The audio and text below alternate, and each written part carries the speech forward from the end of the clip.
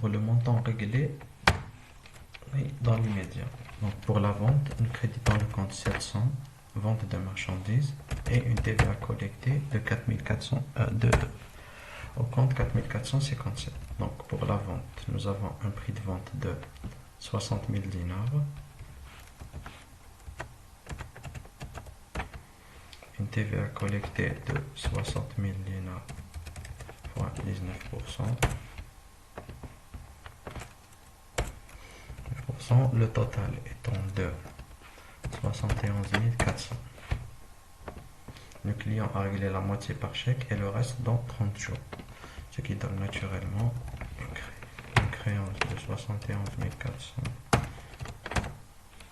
et un montant similaire de 35 700 dinars.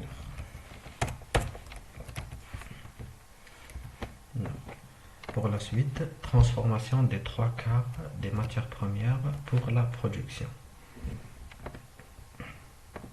Pour la production, donc, la transformation implique un compte charge 601, matières premières transformées, et un déstockage des matières premières. Comme nous avons déstocké les 3/4, ce sera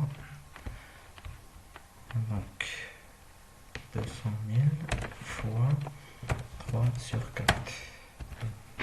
50 000, 150 000.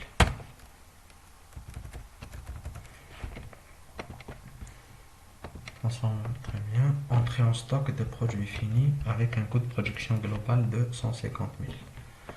Donc, 50 000. Pour l'entrée en stock des produits finis, ce sera un débit du compte 355 et un crédit du compte 72, production stockée ou déstockée. Donc 150 000, 50 000. Vente de l'ensemble des produits fabriqués au prix de 200 000. Ce sera typiquement la même opération que la vente des marchandises avec des comptes différents. Pour le déstockage, c'est l'opération inverse de celle-ci. 72, 355.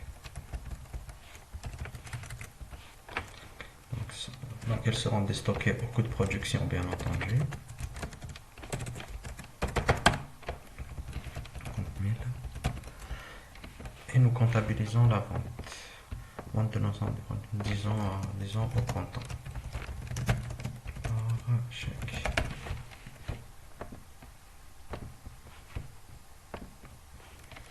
Chèque, cela nous donnera donc 512 un encaissement via le compte bancaire, 701 vente de produits et 457 TVA collecté.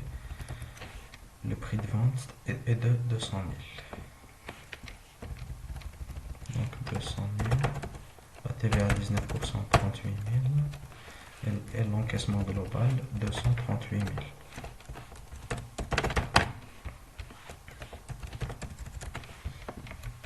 Voilà. Donc pour le mois de janvier, en tenant compte de l'ensemble de ces opérations, nous aurons une balance présentée telle qu'elle.